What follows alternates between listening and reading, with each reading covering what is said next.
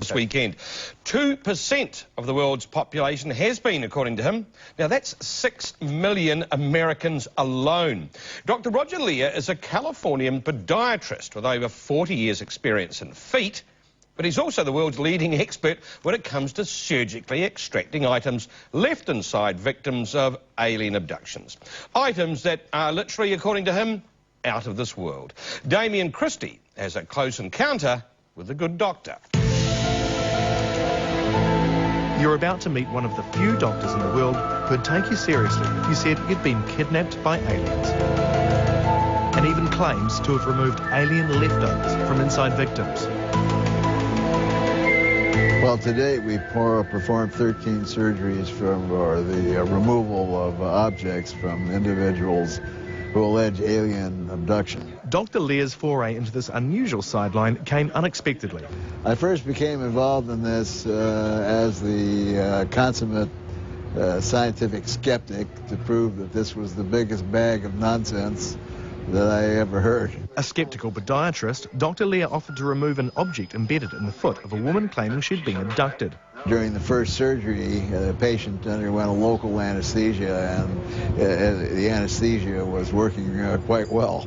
But when we went ahead and touched the object, the patient violently objected and kicked her foot off the table. I had taken out things from the foot hundreds of times before, and I'd never seen anything that looked like this. Dr. Lear says no one was prepared when the reports of the implant came back. The iron that we found, the objects are highly magnetic, and you would expect they contain iron, but when we looked at the iron is what we call amorphous. In Earth technology, there is no way to make iron magnetic that has no crystalline form. As news of Dr. Lear's discovery spread, more alien abductees came to him. I do feel that this implant was from that first encounter. The spherical shape, lights, many lights. I would say I'm 99.99% sure. Well, there's a lot of people that contact me about they think they may have objects, and some of them are kooks. Some people would say, look, you go around taking alien implants out of people's feet. So what do you define as a kook? They may tell you that they got 13 implants and 2 of them in their brain, and one of them is somewhere else, and or they hear voices. You know, some of these people have legitimate mental problems. How you tell a kook from a valid alien abductee is anyone's guess, but they're more common than you'd think.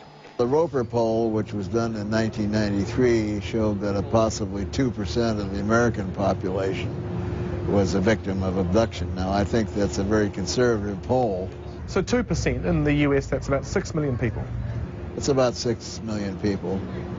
Busy aliens. Yes, well, also, you know, that's just America, but the things that go on in the U.S. are no different than what's probably going on in New Zealand or Australia. Since embarking on his mission as an ET-GP, Dr. Lear's also had more than his own share of close encounters. One was at actually at a UFO conference in Laughlin, Nevada, and both myself, my wife, and my daughter had some kind of a communicative message. Another time I was driving on the freeway and we saw something that lit up, and it was probably the most beautiful object that I've ever seen. A third time I saw a very silver, highly polished saucer. And actually there was a fourth time, and at this time we saw both a huge triangle and a saucer. Earth must be getting good publicity somehow. Apparently we're a popular spot for interplanetary tourism. I think we're definitely being visited by more than one species, and we have no idea of knowing where they come from. As far as we know, maybe it's not some kind of an organized thing for all of them. Maybe some just visit here, the little arm of the Milky Way, and they see this interesting planet. You're hoping to see some flying saucers while you're here? It would be nice. I would like to die. Background in